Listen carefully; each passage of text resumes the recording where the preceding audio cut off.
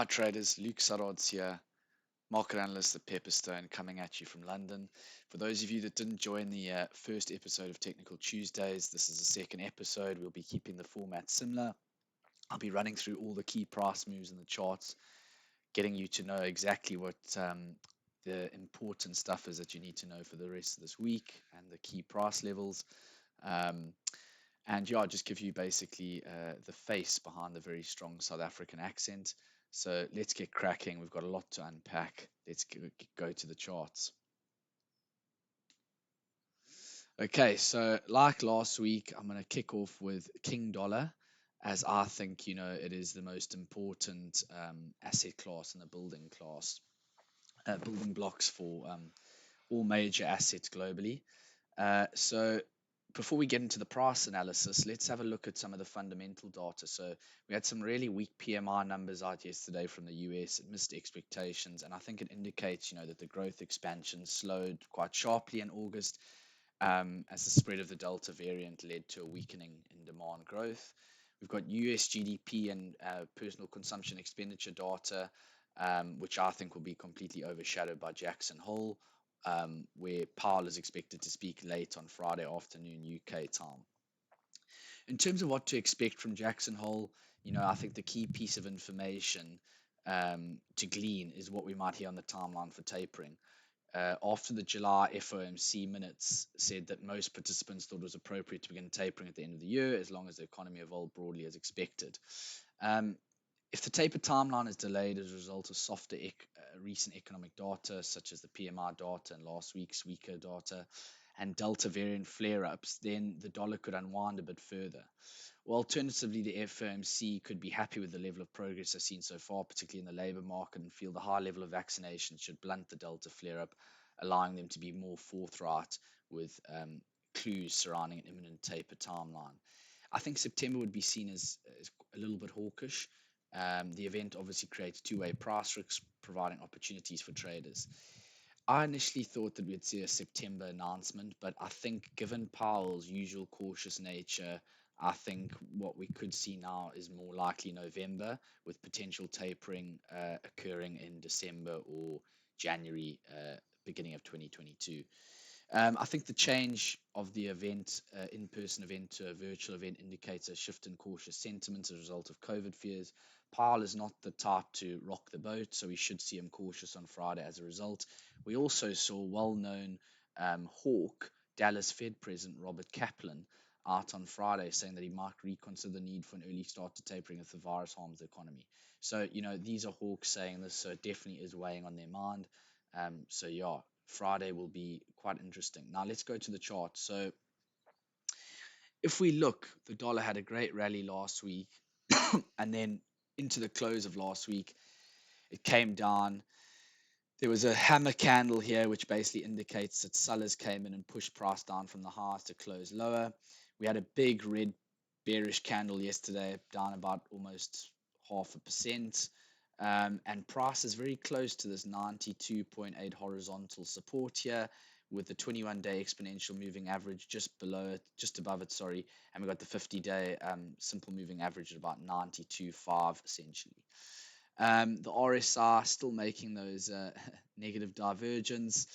Um, but yeah, while the 21-day exponential moving average and the 50 are both pointing upwards, and the 21-day exponential moving average is above the 50-day simple moving average, the short-term momentum is to the upside. This was a bit of a cap. It took out its previous high on the 31st of March around 93.43. It got up to 93.729. I'd look here as a first level of support. Below that, because it's got the 21-day exponential moving average and the horizontal support, but below that, we've got the 50-day simple moving average at 92.5, and even further below that, we've got 92. In terms of further upside targets, I'd like to see it get back to that initial high there. Above there, we start to open up. If we zoom out a little bit on the chart, we start to open up potentially the round number of 94. You can see there's a bit of price resistance up there. So those would be the targets I'd be looking into the dollar for the next week or so.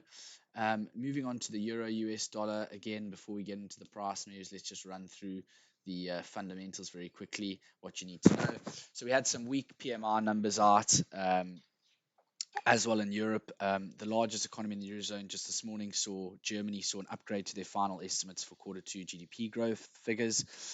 We've also got ECB minutes from the July meeting out on Thursday, which could shed some more light on how the tapering discussions, or complete lack of, is coming along. Looking at the charts, we can see that the euro US dollar is still continuing its nice move within this descending channel. Price rallies are being capped by the 21-day exponential moving average, as well as the 50-day, which is slightly above there. What we tend to see is maybe a slight move into the gap between both those moving averages. We've got a bit of support here, horizontal support down at that 31st of March low around 117. We've also got below that at 116 the double bottom lows we saw back in September and October in terms of downside price targets. If we see the euro rally, I'd like to see what it does in this gap, as well as at the 50-day simple moving average at about 1820. And then above that, we got 185, which is almost the upper trend line of the descending channel, which could be a potential point to look at shorting, as well as if that RSI gets back up to that 52 level there, which has marked previous price rallies. Moving on to cable, um, but zoomed out there. Again, let's just go over some of the fundamentals quickly. So PMI data out from the UK was also a bit weak, but a beat on the manufacturing side and disappointing on the services side. And remember, the UK economy is 80% service based. This is quite important. But the overarching weakness in the dollar and positive risk sentiment helped cable have a nice big 0.67% bounce off this horizontal support, as well as that trend line at around 136 on the dot, the round number, as well as that double bottom lows we saw there at the beginning of the year in late March and early April at 136. That's a key level of support there. And now we've seen, we got the 200-day simple moving average and 21-day exponential moving average just above there, which could cap price rallies. The 50-day simple moving average is also coming very close to making a death cross for the 200-day simple moving average, which does concern me for the bulls. Cable's probably one of the hardest currencies to call because the Bank of England and the Fed are sort of moving in tandem, I would say, in terms of policy normalization, which means that we can't really get this divergence and pick a clear direction. So maybe we see a bit of range bound between these between the 138.5 and 136 level for cable. It all depends really what happens with the end of the furlough scheme at the end of next month, September, and how the labor market reacts to that. The RSI is a bit of no man's land. I'll watch what happens if we get back up to that 53 level. Moving on to Euro GBP, nice little currency. I've been a short the rallies kind of guy for this currency, given the policy divergence between the Bank of England and the ECB, who are one of the most dovish central banks on the block. We can see price got back up to the former horizontal support of the range that we were trading in around May, June, and now it's turned into resistance. And as price got up there, it's been sold back down by short sellers. The RSI has broken out of this tight range it was in. It's back up to 61, which marked the previous price rally there, so it might do the same now. Um, there is the 50-day simple moving average here, which might offer a bit of support as well as the 21-day exponential moving average. Downside targets 0.85 round number. Below that, we got 0.845. If we do see price was to rally further, I'd say 0.86, the next round number. We can see there's a bit of price resistance there. Would be my area of interest to look at on the Euro GBP. US dollar JPY, been boring really. Hasn't done much. It's sticking in this tight range between 110 essentially and 109. And yeah, not really much to say about that. However, over the medium to longer term, I would think that as the economy normalizes, US yields and tapering should move higher, and the US dollar JPY should move higher as a result. Very closely correlated to US 10-year yields. Now, if we move on to the Aussie dollar, US dollar cross, traders' favorite. Um, we saw price almost tag that 0.17 mark, the low. A bit of support there we can see, and the Aussie's been helped, I think, quite a lot by risk sentiment rebounding again. And there's been a rebound in iron ore and other base metal prices, offsetting some of the negativity due to COVID lockdowns. On this front, though, there is a bit of hope, as Prime Minister Scott Morrison suggested that the government's virus strategy may shift away from totally eliminating infections. So, yeah, Aussie is seeing a bit of resurgence in terms of where it could get back up to. We could see it retrace back up to the 0.73 former support, which would now potentially act as resistance. It's also where the 21-day exponential moving average is. Above that, we've got 0.742, which is a 50-day simple moving average. RSI, we'll see it seems to have been capped a bit here at about 0.45. Above there, you've got 55. Sorry. Um, so yeah, keep an eye out on that. And I would say that downside target 0.71 and below that 0.7 would be the areas I'd be watching. Going to the old Kiwi, we saw price rally off this 0.68 level horizontal support there. Um, the New Zealand dollar, it's got some decent retail sales data out overnight. However, this is a bit stale as the New Zealand has extended their lockdown for another 3 days till 27th of August, midnight 27th of August. I think how quickly they deal with this Delta flare up will determine the path for the currency, as it will influence the rate path of the RBNZ, who still sees a hike at the end of this year. I think looking at Australia as a test case, it does seem quite ominous, but maybe Jacinda Ardern can get it under control faster than Australia.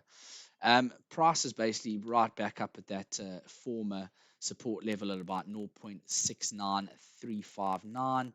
So it'll be interesting to see. We've also got the 21-day exponential moving average just above that in the 50-day simple. And we've got that downtrend line here that could also act as resistance for price. The RSI has made a bit of negative divergence there. We've made lower lows, but higher lows on the RSI.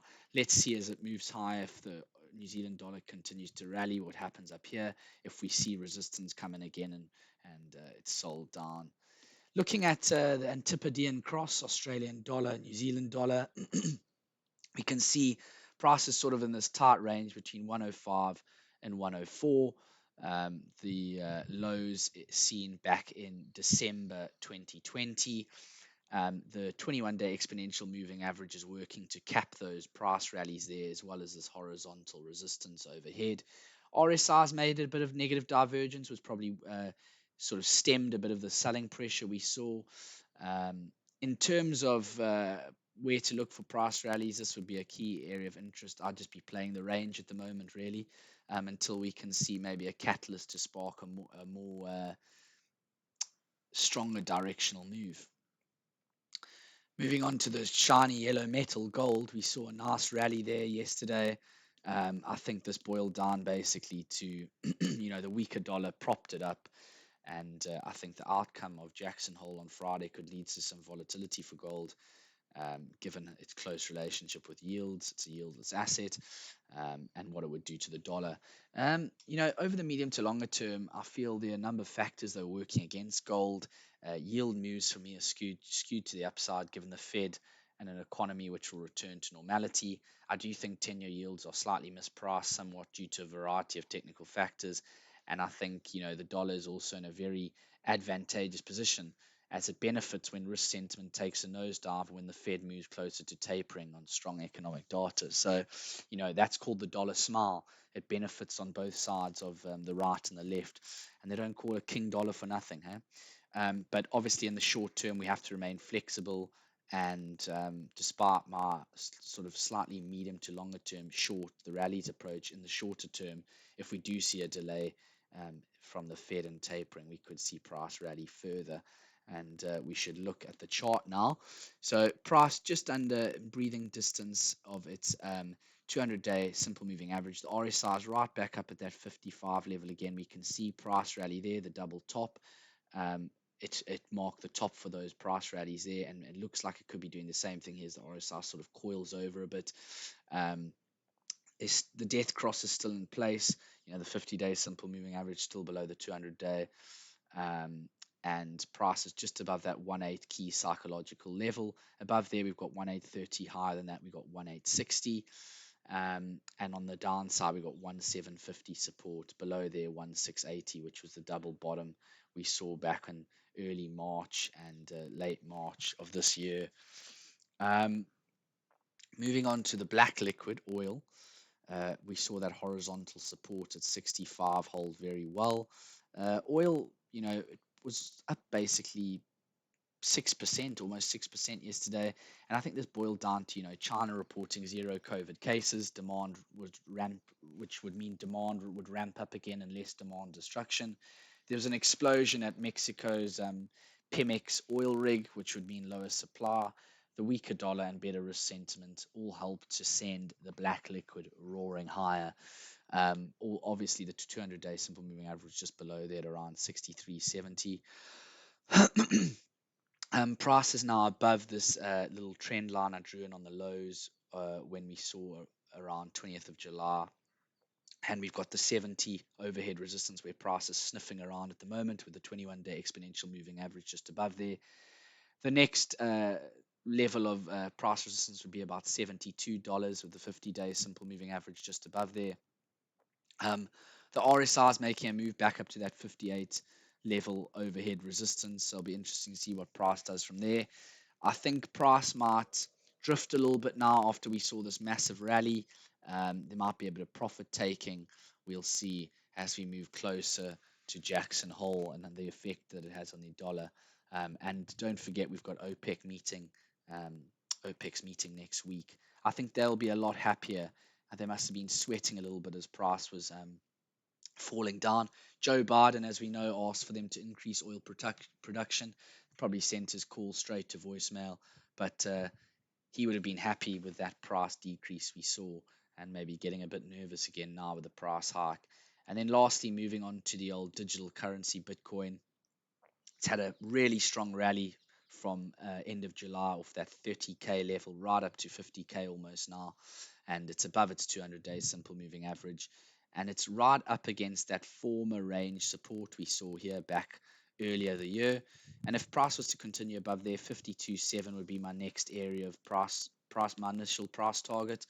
The RSI is making a tiny bit of negative divergence here. Let me just extend that line, hit save, um, and it is in overbought territory. Coinbase announced they'll be buying more Bitcoin on their balance sheet, and we had PayPal saying that they'll allow UK customers to transact with Bitcoin, which has probably helped as well as the positive risk sentiment.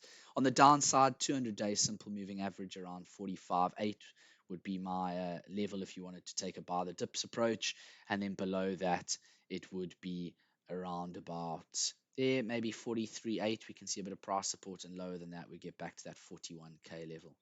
Hope you've enjoyed today's episode of Technical Tuesdays. Thank you. Join me next week.